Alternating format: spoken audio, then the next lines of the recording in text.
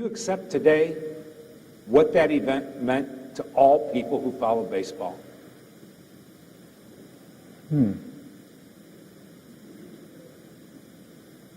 It was a weird set of circumstances. If someone says that I saved baseball, I shake my head and go, that's a nice thing to say, but it's not true. Right. If you go back and remember the mood about baseball, World Series was canceled.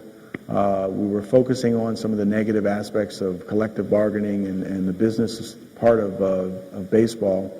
And I think really those of us who love baseball really just want to focus on what happened on the field. And there's always such a beautiful tie between present-day players and old-time players, and there's always this great debate about who was better, great comparative analysis that goes on. But in some mind, when you look back to the days, you still associate some of the old-school things with the great game of baseball, when it was a game. You see that marketed on TV every once in a while. When it was a game, now it seems like it's a business. So we were reminded about the business.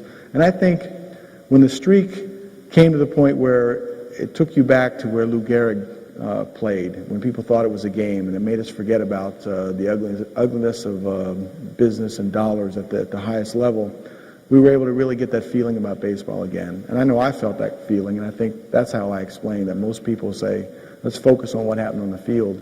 And it just tied the good feeling of baseball together.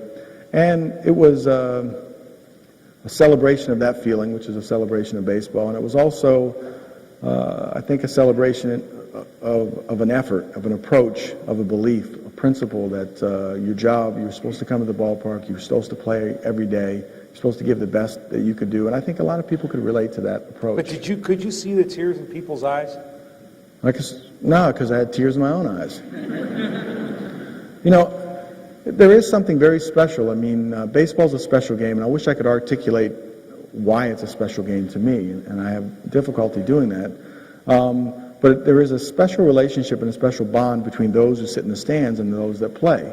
And I think a lot of times I've been known for signing autographs, and I think that's my way to break the ice sometimes, to actually interact with the people in the stands. And I think through the autograph, and who knows why that became a special thing, that allows you to kind of exist and feel the pleasure of people that watch the game.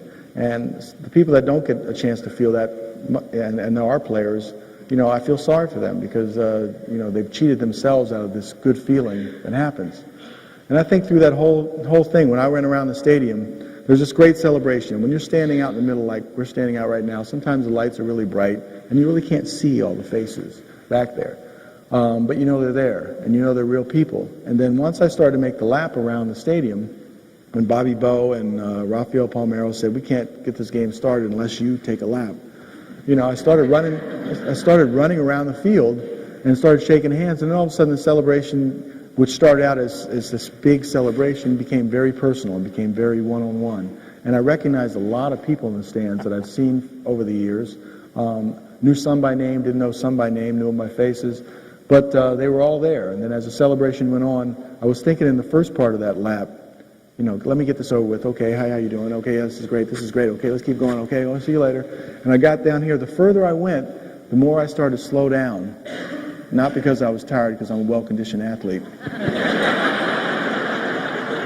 And I started shaking hands, and I really started to enjoy the process. And by the time I got to the third base side, I could care less if the game ever started. Started back up again. And that's when I came down all the way to the people on the third base side, and then all the way to the Angels team. And I think the most moving thing to me was the one-on-one reaction between players like Rod Carew. He was a coach with the California Angels, and they all had a little special message. And to be recognized in that way within the industry from your peers who all set out to try to do the same thing, they set out to try to play, that was very special to me. And don't you have another question? Because I just forgot where I was going. But that was special to me. Very special.